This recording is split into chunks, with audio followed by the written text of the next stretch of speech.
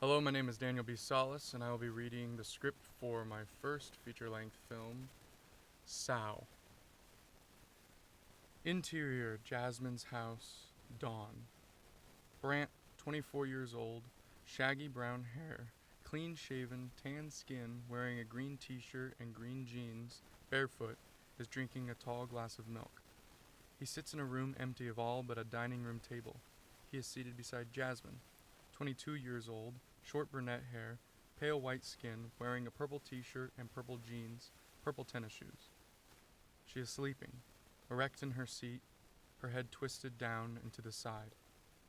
Brant finishes his glass and sets it on the table.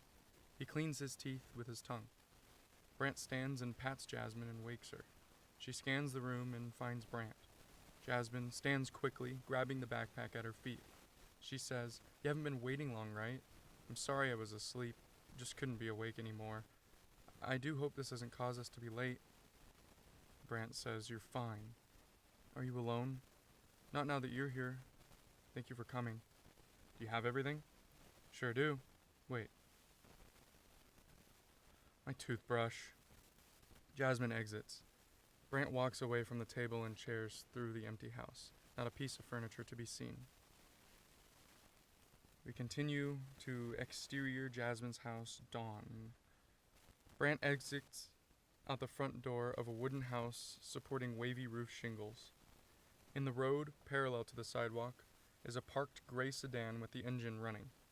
The front seat driver door opens as the engine is turned off, and Brienne, 26 years old, long brunette hair, almond skin, wearing a yellow sundress, yellow flip-flops, steps out of the gray sedan. She walks across the front yard to meet Brant. Jasmine exits the house at a run to meet Brant in the front yard, a blue toothbrush in her pocket. Jasmine says, "Hi! Hey, Brienne!" Brienne looks coldly to Jasmine. She tosses the car keys to Brant. He catches them. Brienne says, "I insist you drive us." Languidly. Brienne walks to the passenger side of the gray sedan, and Brant retorts, "You want to get there on time, don't you?" Jasmine tosses her backpack behind the driver's seat and sits in the middle seat. Brant adjusts his mirrors. Brienne says, "It took you a while just to get out of that house. Let's get going. I don't want to be late." And Brant says, "Seatbelts." Brant and Brienne fasten their seatbelts. Jasmine does not. The gray sedan drives forward. Cut to interior of the gray sedan in the morning. Brant drives the gray sedan holding the steering wheel at 10 and 2. With Brienne in the passenger seat and Jasmine in the middle back seat. Jasmine is saying, "I'm just really glad we are all together again. It's going to be fun. We can get to know each other a little bit better. I'm thinking of going back to school. I'm really interested in botany. What did you study in school?" Brienne just shakes her head and rolls her eyes with her head leaning against the window. Jasmine continues, "We used to have a garden in the backyard. I think Dad sowed it. Yeah. It died." Brant exhales, listening to Jasmine. Jasmine spots a pond through the window of the moving gray sedan. "I heard a pregnant woman was with her husband, their teenage daughter, and their daughter's friend in the car. It was snowing on this very road, and the car skidded across the asphalt, broke the barriers here, and plummeted into the ice. Apparently the woman died instantly. The husband fought to escape the sinking car. It hit him that his family was underwater still, so he dived back down in an attempt to save them. Ultimately, he only had time to grab one body before abandoning the sinking car. When he surfaced, he towed the body to the shore and found some way to get help. Turns out the girl he saved was his daughter's friend. She was comatose for so long in care. I think I heard she didn't make it, but I'm not sure." Brant says, "Sure you aren't. The only certainty is death. After all we go through as people and all our deeds are ultimately done, the consequences reign. But for the individual, it is hardly a matter what we do or where we are going to die. Personally, I don't care how I die. No preferences, really. And I don't particularly fear dying alone. Nor do I fear agony. I simply don't want to die in my sleep. I cannot die doing nothing. How and whom I'm with when I die doesn't concern me, so long as I am doing something with my final breath." Jasmine says, I can't see it that way. For me, dying alone is doing nothing. More than likely, I'm gonna die in my sleep, but I can't die being completely alone. I need anyone to... And Brienne, oh, for fuck's sake, you're lippy, Jasmine. We don't want to hear the reason you fuck guys. New ones every night. You're more alone than ever if you think those bastards care for you. They don't want to wake up in the morning next to a smelly corpse.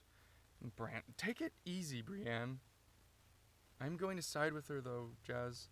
You've made your point clear, but I really don't think you're with people for the right reasons. Furthermore, I don't think you're with the right people. This morning, when we got to your house, there was no one there. You said so yourself. He who slept over last night clearly doesn't care about you. You ought to surround yourself with people that mean something to you. Sure, except how does one get that started? To learn who means what to whom. Brant drives round a large curve. And then he says, you start with common interests, I suppose. Wouldn't you say, Brienne? I don't know, is all Brienne says. Music is important. People like music. I know from experience that if you play sincere music, the right people will come. And Brienne says, food is important. I'm starving.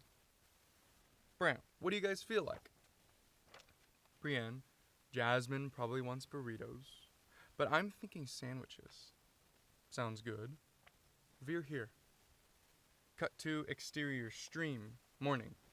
Brant stands with his bare feet in the stream, his green jeans cuffed. He eats a peanut butter, jelly, and hard-boiled egg sandwich on wheat bread while looking to the water.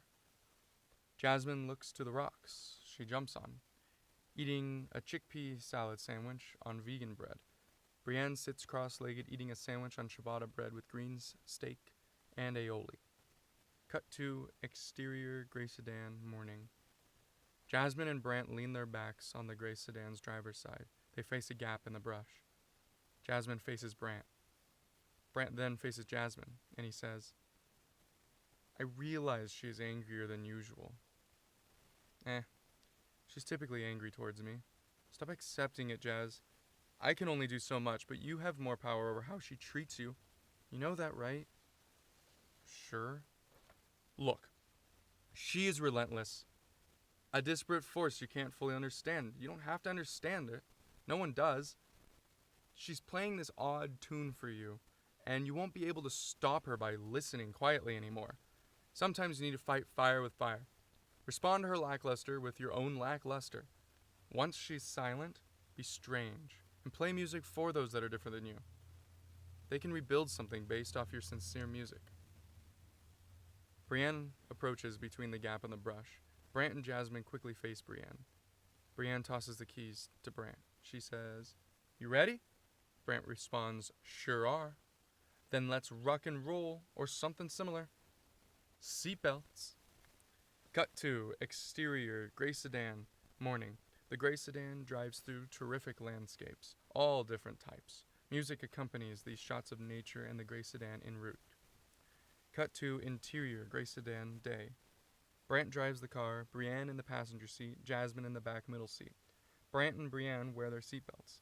Both Brienne and Jasmine stare out windows to the right of the car. Brant takes a moment to look from Brienne to Jasmine. He looks back to the road, content.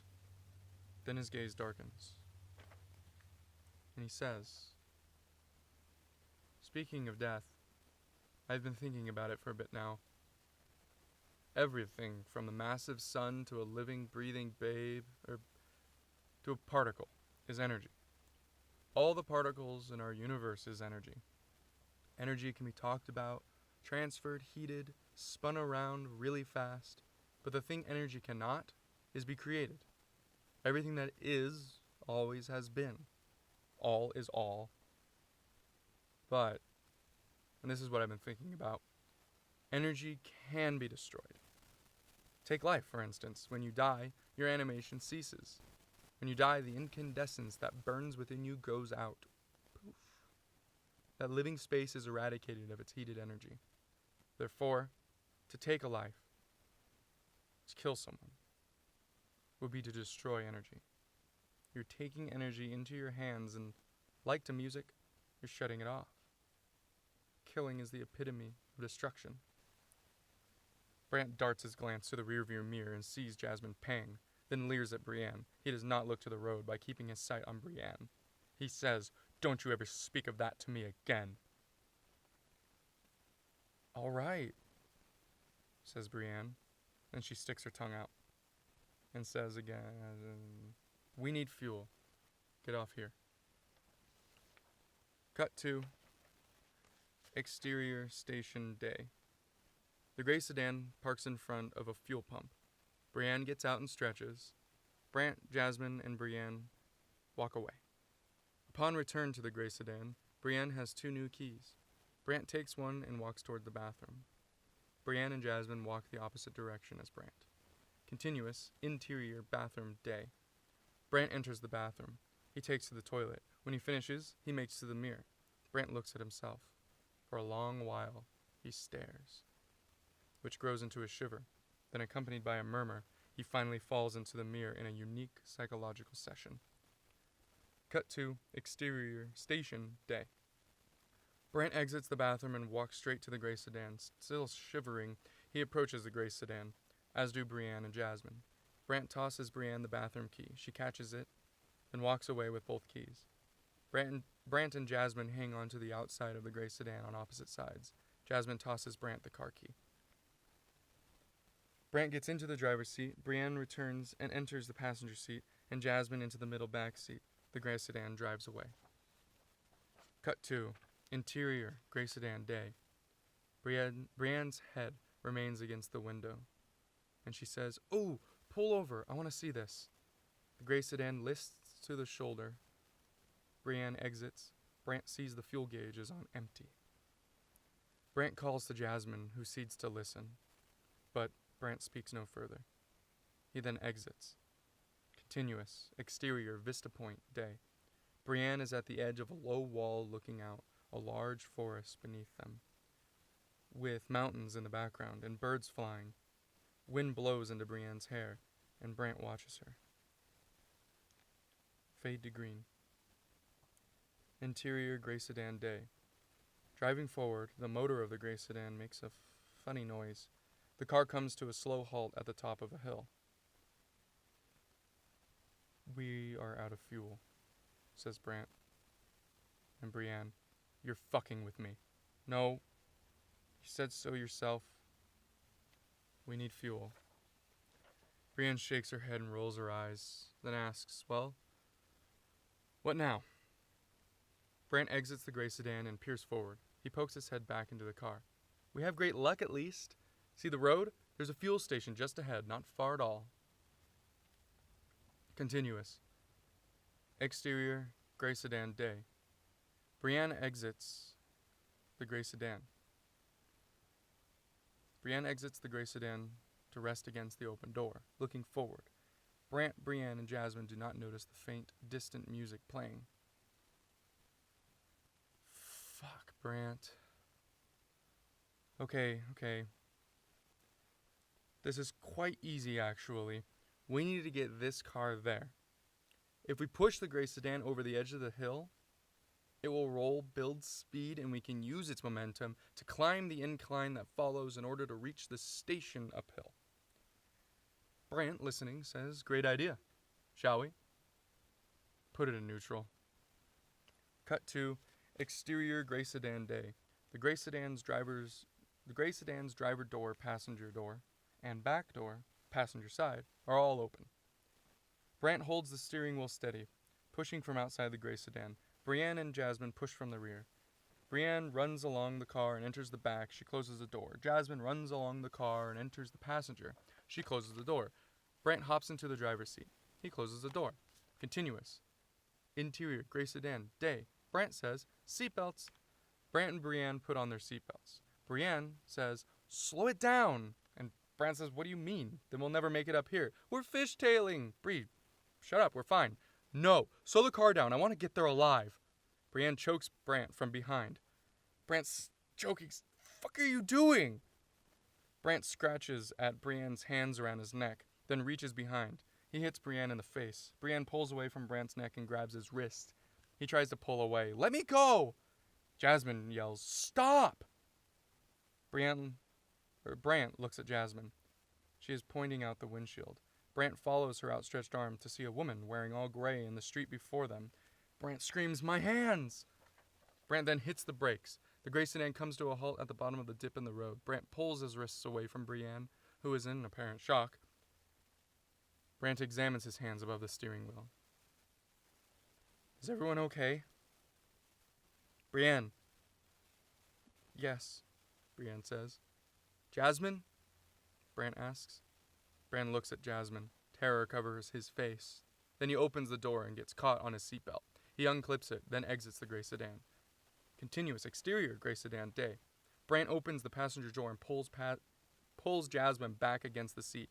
Blood on the dashboard, blood revealed from her hair in a stream down her forehead. He screams, "Jasmine, are you alive?" Brant shakes her aggressively. Brienne exits the Grey Sedan to stand behind Brant. Brant slaps Jasmine's face, then puts his finger beneath her nostrils. "Jazz, wake up." Jasmine opens her eyes and blood runs down her forehead. Brant kisses Jasmine on her forehead.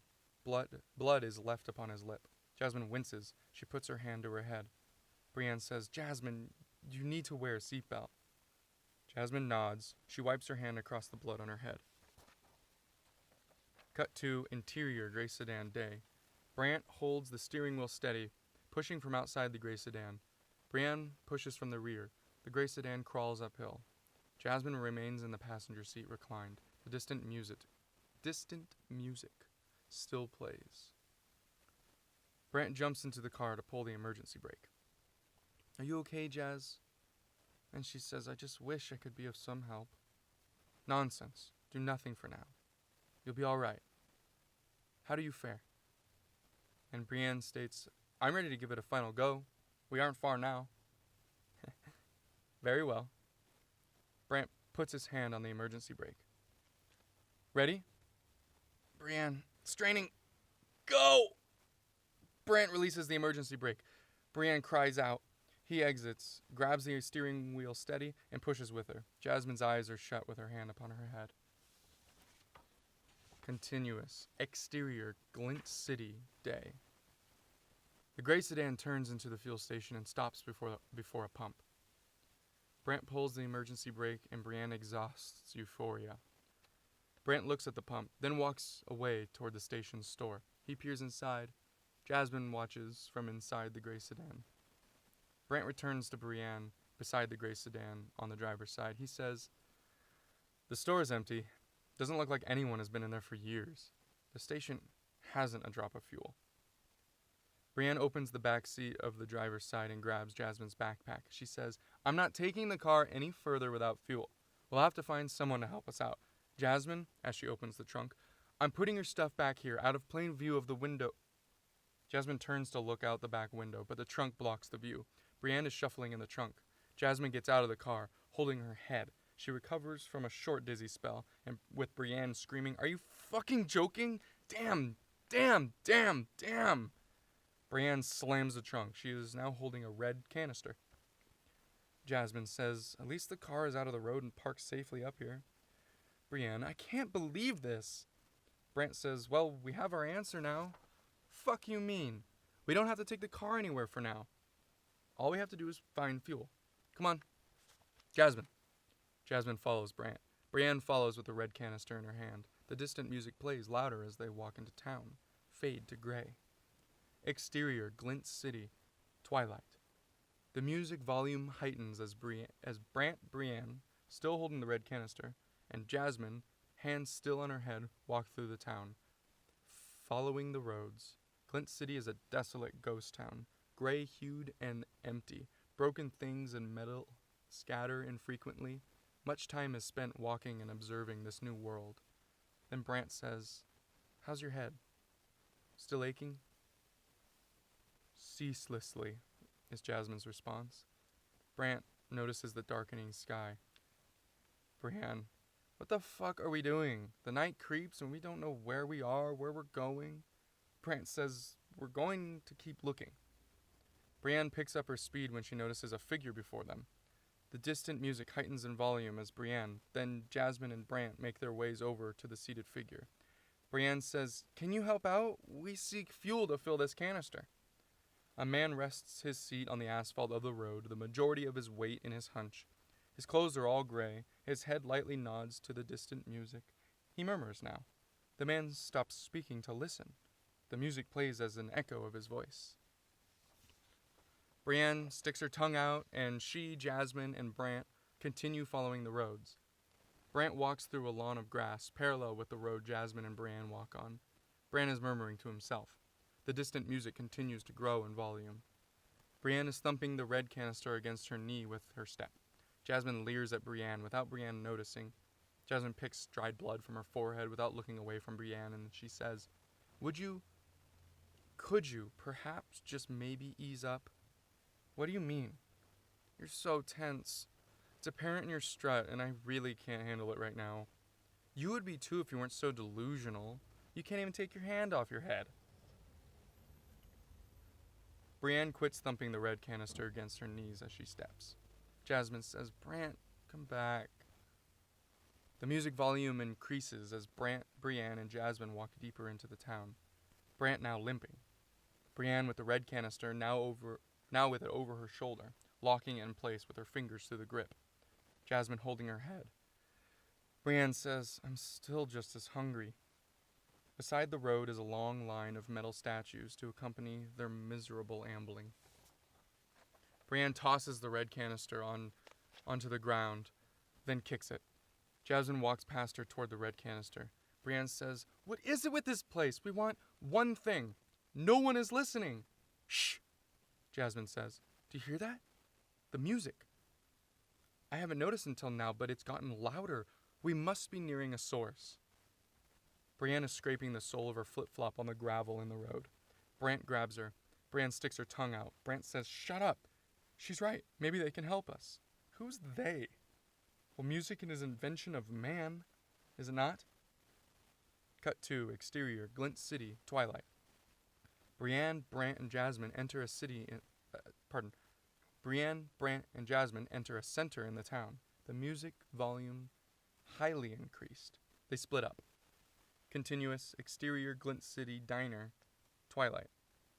Brienne leans her forehead against the blackened window of an old diner. She pulls away and walks in the other direction. Cut 2, exterior, Glint City, drugstore, twilight. Brant walks through a tight alleyway. His eyes are closed. He comes to the front door of an old drugstore. The sign above reads Manny's Drugstore. He enters the unlocked door. A bell rattles. He enters fully, and the heavy door swings shut behind him. The music is halted. He stops to look at the interior. Brant then exits the drugstore. He stares at the doorknob as it twists shut. The music grows back to volume. Brant walks away. Cut 2, exterior, Glint City, bookstore, twilight. Jasmine peers into the window of an old bookstore. Inside is a hearth filled with ashes and a heap of partially burned books. Jasmine pulls away from the window and walks in the other direction. Continuous. Exterior, Glint City, mushroom, twilight. Jasmine walks up to Brant and Brienne. Brienne still holds the red canister. Brant has folded his arms. Jasmine looks into the sky to see a large red hanging mushroom cap supported by a gray stem. Resting in the road is the base of the stem veiled with a gray petal-like vulva. The mushroom stands in the center of an intersection above a great dip in the road. Jasmine walks toward the vulva. Continuous. Interior, dragon's lair, night. Jasmine shoves the veil aside and steps in. The music has reached its highest volume. Jasmine's forehead is cleared of blood, and as all three enter, Brant's limp has wholly subsided. Inside the dragon's lair is thick smoke of a red hue. Jasmine, Brienne, and Brant's noses wrinkle as they cover them with collars. Brienne exclaims, and Jasmine shushes her. A low, grumbled voice in a stir, deeper into the dragon's lair, and Jasmine, Brienne, and Brant spot a dais. Upon the dais lays a figure, facing away, laying down, a rhythmic breath from its body. The figure wears beat blood-stained nurse's scrubs, black-hemmed, and is barefoot. A low grumble is voiced again, and the figure turns mightily around upon its cushion. Jasmine's collar has fallen from her nose as she attempts to make out the figure's face from behind the red veil of smoke. A long silence broods. Brienne attempts to speak to the figure, but no voice vibrates. A longer silence broods.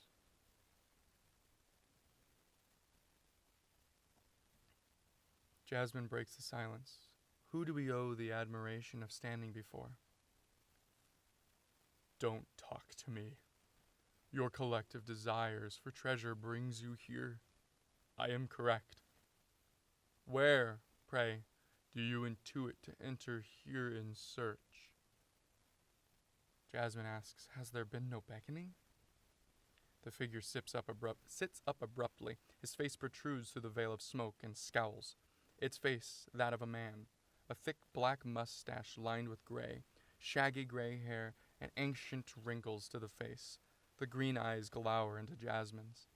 The figure's features simmer to a welcoming grin. The figure slithers off the cushion and stands to the side of the dais. Its height reaches the ceiling even when it slouches. The figure, clear of a veil of smoke, looks to Jasmine, Brienne, and Brant and uses its hand to welcome them deeper into the dragon's lair. The smoke is non-existent. The music continues to play at the same volume. Jasmine follows the figure and finds a dining room table seated for four, set properly, with plates with cooked beans and potatoes, forks on napkins, glasses of water, and in the center a lump of aluminum foil. Behind Jasmine walk Brienne and Brant, who drop their collars. Brienne inhales euphorically. Jasmine scans the room. She sits at the unique setting where a beet sits in the center of a plate. Adjacent sit Brant and Brienne. The figure stands above the last chair, across from Jasmine, and pries open the lump of aluminum foil, revealing non-steaming bread. The figure butters a slice generously with a butter knife, teeters the slice on the knife, and hands it off to Brienne. Working clockwise, the next buttered slice goes to Jasmine, then to Brant. On the fourth slice it butters and sits in the chair. The figure eats the entire slice, then takes a bite of beans with its fork. Brant eats with his fork. Brienne and Jasmine place their napkins on their laps, then eat with forks. Jasmine avoids nudging the beet completely. With the plates empty, the bread gone, and the water still untouched in the glasses, the figure sucks its teeth. Brant licks his fingers. The figure leers at Brant and notices his plate still has food on it. My hospitality is desecrated with petty reluctance. Brant says, I am not as hungry as you. Yet you know you're welcome here at this table. Napkin continues to rest on the table and stains on your lap. You wet your fingers with a vile tongue that hesitates to defend. Meet my eyes, boy. The figure glowers into Brant's eyes. Brant looks back into the figure's. The figure scoffs, fire! Huzzah! The same used to fend off father. Brant looks at Jasmine, stay your tongue!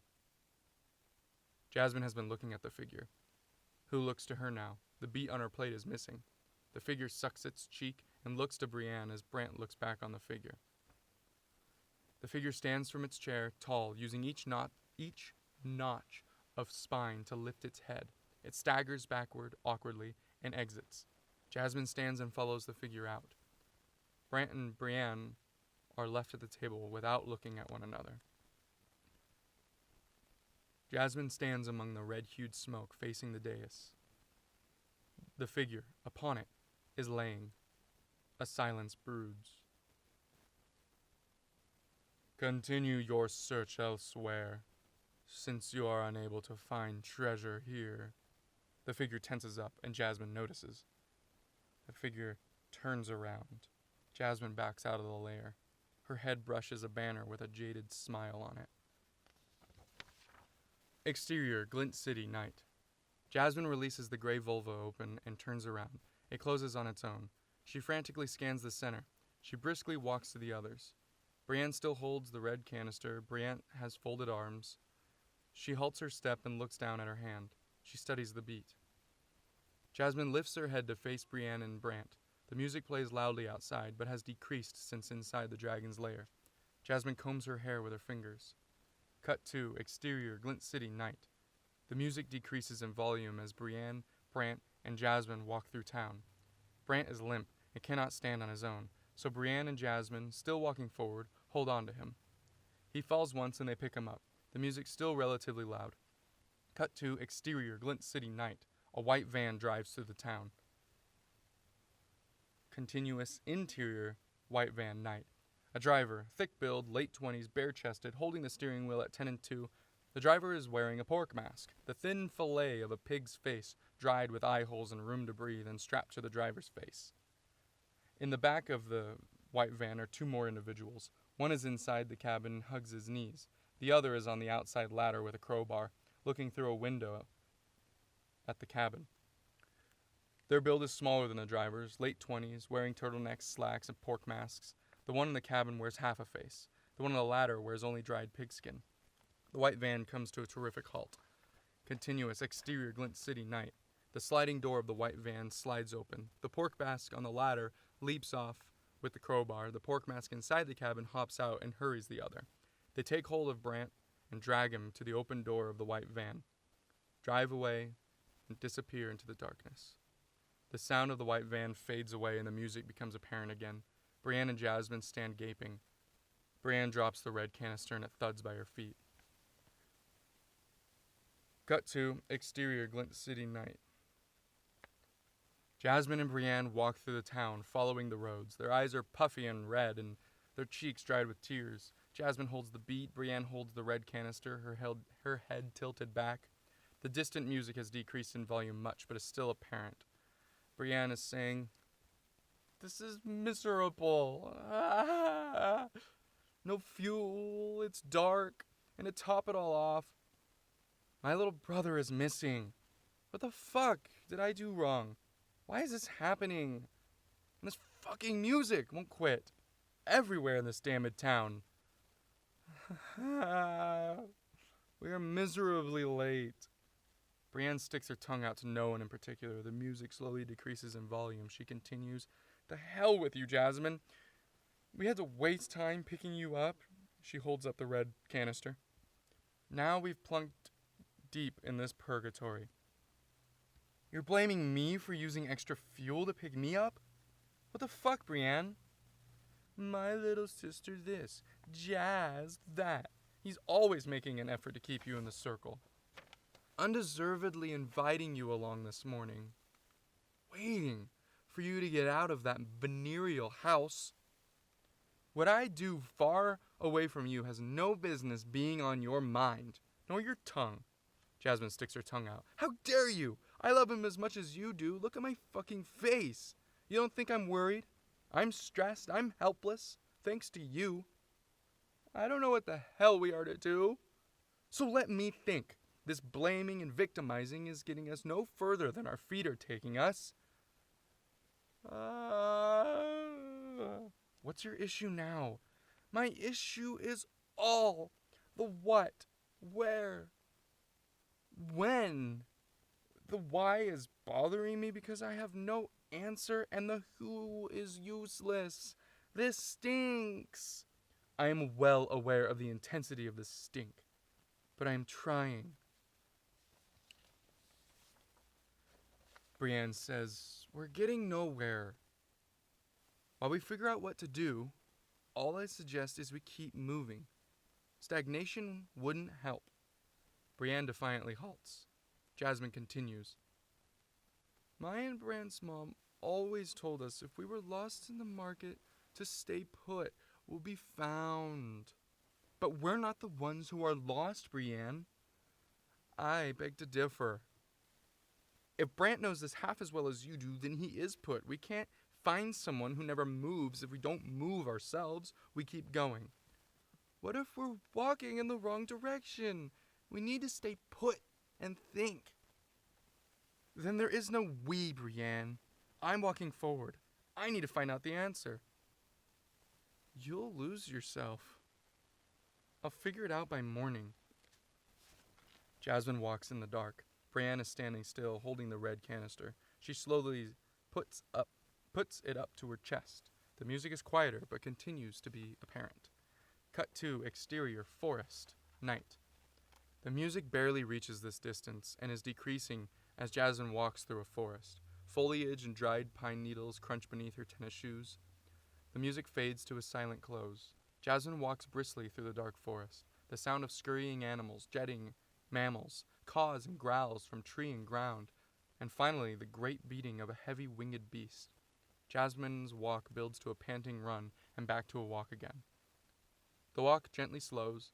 Jasmine looks to the sky. Her walk evolves to her standing still, looking at the stars through the trees. Jasmine steps forward. Her tennis shoe meets the ground with a crunch of foliage and dried pine needles, accompanied by the wind in the pine and oak trees, further accompanied by the music of panpipes from a distance. Continue through the forest. Jasmine comes across a loft in the trees, illuminated by a contained fire. Jasmine walks beneath it. Jasmine walks back the way she came to have another look at the loft. Her eyes scan the forest and a glint of light slashes her eye. She walks beneath the loft again. A circular pocket mirror hangs from a string that disappears over the loft. Jasmine finds a string disappearing over the other side of the loft. She tugs it lightly and the mirror on the other end rises slightly. Jasmine walks the perimeter of the area around the loft, the panpipe music still playing on, accompanied by the wind in the pine and oak trees. Jasmine walks direct to a coiled rope in the foliage. She loosens it, tosses one end away, and reaches for the string that disappears over the loft. The mirror raises slightly. She ties the rope and string together. When Jasmine lets go, the rope weighs the string down, causing the mirror to raise much. Jasmine taps her toe. Jasmine walks to a tin drum supporting a large, tireless wheel. She tugs the wheel to no avail. Jasmine strums the vines holding the wheel to the drum. Jasmine looks to the stars. Jasmine goes to a wheelbarrow and empties its contents in the foliage. She wheels it, running over a root. She repositions her hands and kicks hedge clippers buried in the foliage. She picks them up and places them in the wheelbarrow. Jasmine snips the vines with the hedge clippers and throws them aside, then tears at the vines with her claws. Jasmine now tugs, dropping the large tireless wheel into the wheelbarrow. Beneath the mirror, the wheelbarrow tosses the wheel out. Jasmine steps on it, barely reaching the mirror. Jasmine unties the mirror and pockets it beneath her protruding blue toothbrush. She pulls a string, and the rope climbs the loft. The rope makes it to her hands, so she jumps off the large tireless wheel and ties the rope to it. Jasmine, on the other side of the rope, tugs. It is taut to the tireless wheel. Jasmine begins to climb. Cut 2. Interior, loft, night. Jasmine hangs over the edge of the loft. To one side, Jasmine sees a nest of sorts, blankets, cushions, and tarps beside a large supply of stacked, unlabeled aluminum cans. The contained fire is near this nest. The other side is obstructed from view. She climbs up. As Jasmine walks toward the shadowy side, the panpipe music only slightly increases in volume. The panpipe player is seated on a milk crate in shadow. Pork Mask is wearing a dirty orange t-shirt, white painter's pants, muddy brown boots, and the thin fillet of a pig's face, dried with eye holes and strapped to the player's face. The bottom jaw of the face is sawed off. "Where is my brother?" asks Jasmine. The music ceases. Pork Mask says, "Brother?" He spits. "I haven't seen a fellow in a while. Surely, if what you say is truth, it was incandescent's work." "You don't know." "Not a clue." A silence, and Pork Mask begins playing its panpipes again. Jasmine finally says, "Stop that." The music stops. "Look, I can't tell you where your brother is. He is more than surely being used by Incandescent for the mission." "Who is Incandescent?" Jasmine asks. Pork Mask answers, "Incandescent is the leader of Pork Masks. But I don't affiliate with them any longer.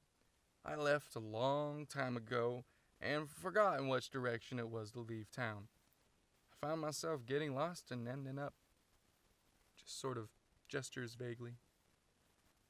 "I have found my peace here. Till the end. Not bad. A fine supply of food, and it rains so often." Pork Mask eyes Jasmine's grip.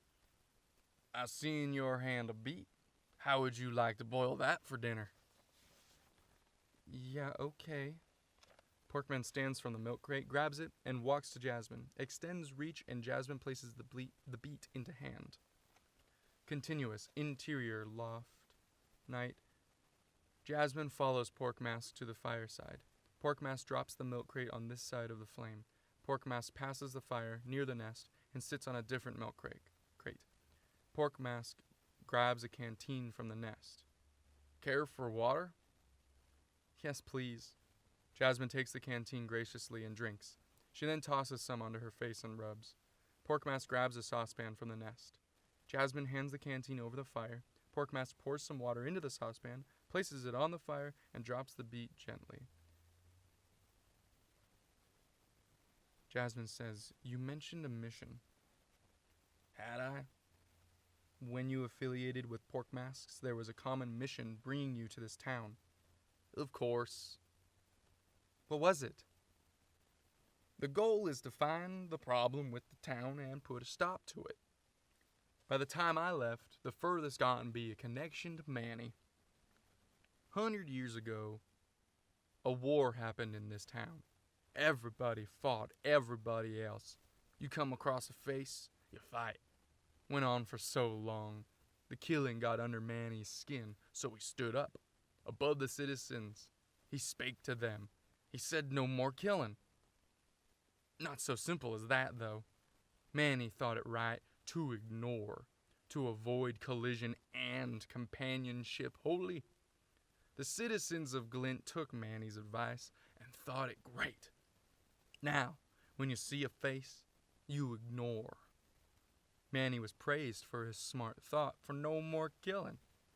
Now the citizens forget how to interact with their surroundings, but they never forgot their wise man Manny, the shaman.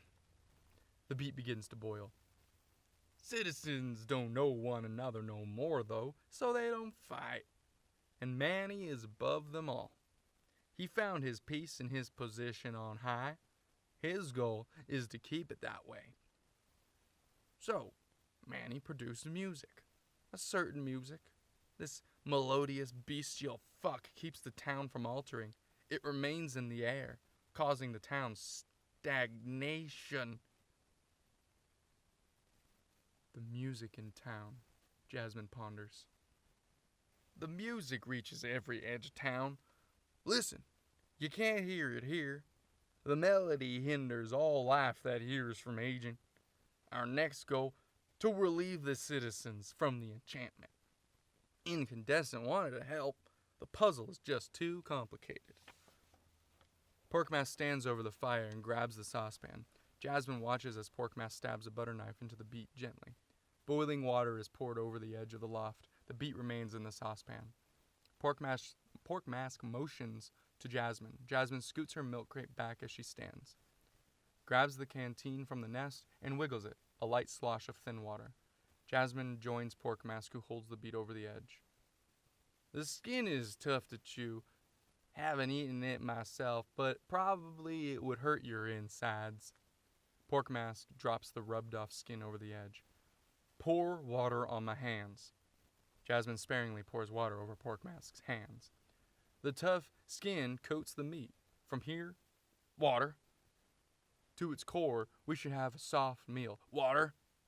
The beet is odd because it is the most alive. All vegetables, the beet bleeds. Porkmask's palm opens from one of his hands. The beet's blood pools and stains it.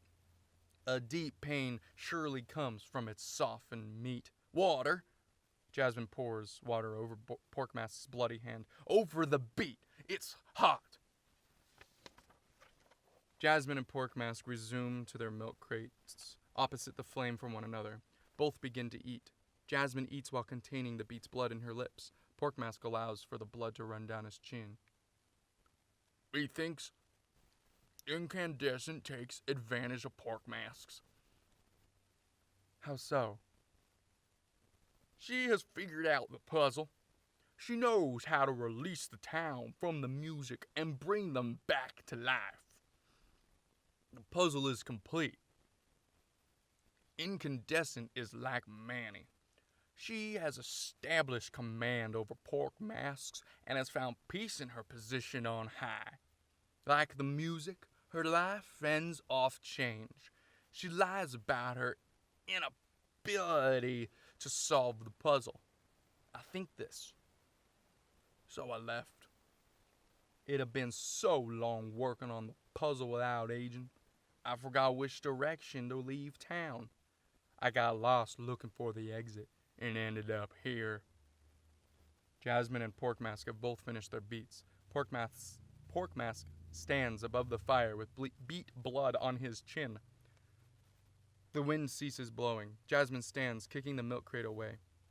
Porkmask quickly meanders the fire and grabs her body to pull her close.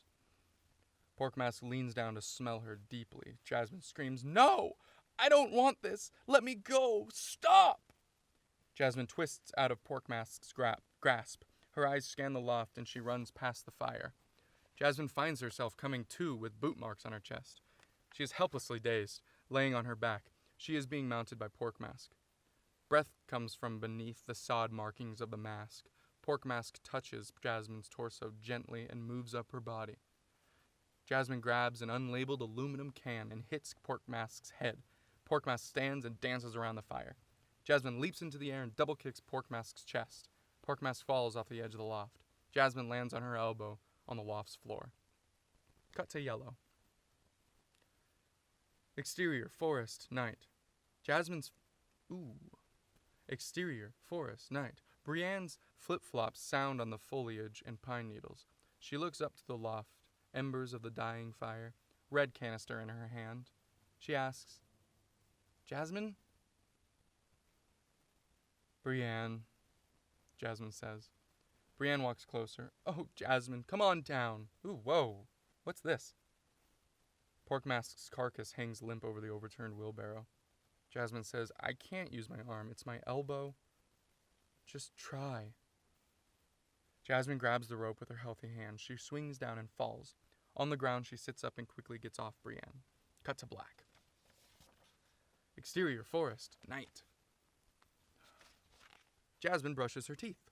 Brienne sits in the dark beneath heavy trees. A few scurrying nocturnals can be heard. Jasmine spits and walks away. "Where are you going?"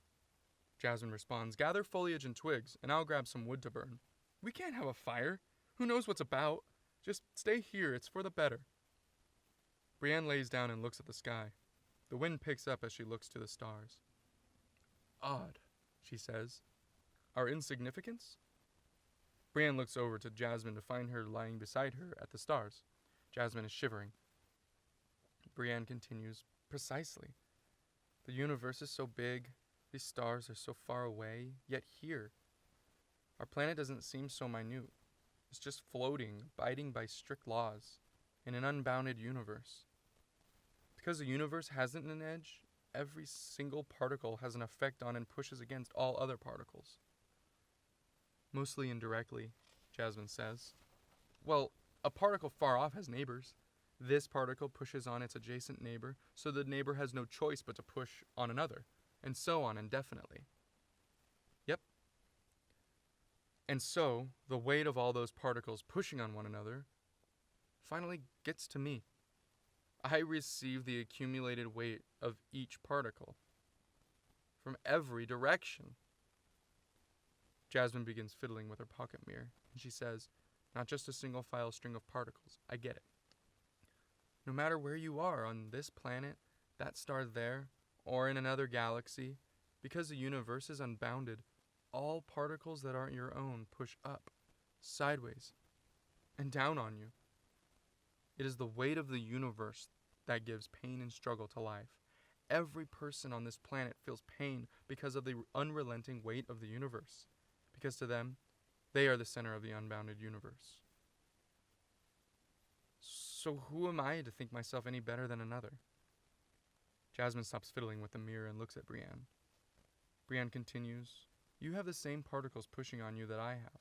The only difference is you have me pushing on you and I have you pushing on me, but that is importantless. The pressure of the particles is virtually the same for everybody. What is important is what the individual is made up of." Brienne pauses. Jasmine fiddles with the pocket mirror again. Brienne continues.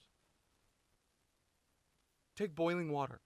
If you put two very different things in boiling water, two dissimilar outcomes are likely to occur. If an egg is placed whole in boiling water, it solidifies. If a beet is placed whole in the same water under precise circumstances as the egg, the beet softens. The universe gives the same pressure to every individual particle, because these particles, no matter their location, are always the center of the universe. Brienne looks to Jasmine, and a glint of light slashes her eye. Jasmine says, We have the same pressures in life, you and I, but we are made of two very different things. Ergo, our struggles are disparate. Jasmine and Brienne look at one another. Brienne smiling. Jasmine puts the mirror back into her pocket. She shivers and winces, grabbing her elbow. She says, I'm very cold. Brienne scoots over to Jasmine. She holds Jasmine against her bosom tightly and gently. Jasmine stops shivering. Fade to black. Exterior, Glint City, mushroom, dawn. The dragon's lair is in the intersection above the great dip in the road. The music coming from its source pounds heavily. A citizen, wearing all gray, walks away from the mushroom, juggling 3 gray balls. Cut to exterior, forest, dawn. Both lying on the forest floor, Brienne is licking Jasmine's open elbow wound, while Jasmine is asleep with her head twisted down and to the side. Jasmine awakens. She detangles herself from Brienne's grasp gently, minds her pained elbow, and stands. Her eyes scan her surroundings. She takes off away from Brienne. Brienne yells, Where are you going? Jasmine says, To revisit the dragon within the mushroom. I'm going to stop that music. What is that going to prove? I thought we had made amends. I thought this was the end. We learned a lesson. Jasmine stops, facing away from Brienne. She looks at her elbow, clean, then says, We have made... We're alive, she's cut off by Brienne. What more can there be? Jasmine picks up the red canister. She faces Brienne. Sometimes you have to sacrifice yourself for those that are different than you. And in doing so, you have to abandon your kin. Jasmine turns and walks away, and Brienne says, You can't just leave now. This has nothing to do with me or you. This is everybody else. What? Cut to interior, Dragon's Lair, morning. Manny's music begins with a boom. Jasmine stands within the thick smoke of red hue, the red canister in one hand. She bends her once weak elbow strongly. She watches the figure, who is slumbering, its back turned away. It groans and stretches its muscles deeply. The figure shifts upon its cushion and faces Jasmine, its posture now slouched into feet. Fade to red. The music stops, not all at once, but reminiscent of a failing heart. It fluctuates in volume, skips as if on vinyl, then ultimately dies altogether. Cut to exterior, Glint City, morning. The breeze blows the nature background. The mid-ground is empty, neutral. A floor. The pork masks set up the floor with band equipment. While one hurries to set the drum set up, the other holds a bass impatiently. Completely set up, the floor is a small venue. The music begins to be played. Slowly, very confused citizens of Glint City, all wearing gray, congregate to the music. Individually, they come forth and watch the show. Some stand still, others bob their heads, some listen intently. The bigger the crowd grows, the more citizens are bobbing their heads. Cut to exterior, forest, morning. Brienne stands up beneath the heavy trees. She hears the distant music. She listens quickly, then rushes in its direction. Her flip-flops make much noise, so she stops to listen again. Changing direction slightly, she chases after the music again. Brienne, one last time, stops completely to listen, then takes off at a run in a third and new direction. Cut to exterior, Glint City, morning. The bassist Pork Mask begins a solo on a guitar. A group of people crowd the guitar and wiggle their fingers on both hands, mocking good-naturedly the fret fingers of the guitar player. More move in to join before the solo is over, bumping shoulders. The solo ends, and those that wiggle their fingers form a circular dance before the venue floor. Some audience members in the way back stand tiptoed to get a look at the movement ahead. They push through the tight crowd of people. Those that are nudged begin dancing at the spot. In turn, nudging adjacent crowd members, and so on, a long line of people pushing into one another, and some join the swelling circular dance. The dancing has expanded throughout the entirety of the crowd, some a part of the circular dance, all others dancing together in their spot, touching, bumping. Within the circular dance, when someone falls down, a couple of fellow dancers pick them up again. The song ends. The crowd disperses communicatively, patting on backs, high fives, smiles, and silent laughter. One citizen shakes their shaggy hair, and sweat flings every direction. A flag billows in the wind, hoisted on a metal rod. The black and white image of a pork-masked Jolly Roger flails before a natural landscape. The end.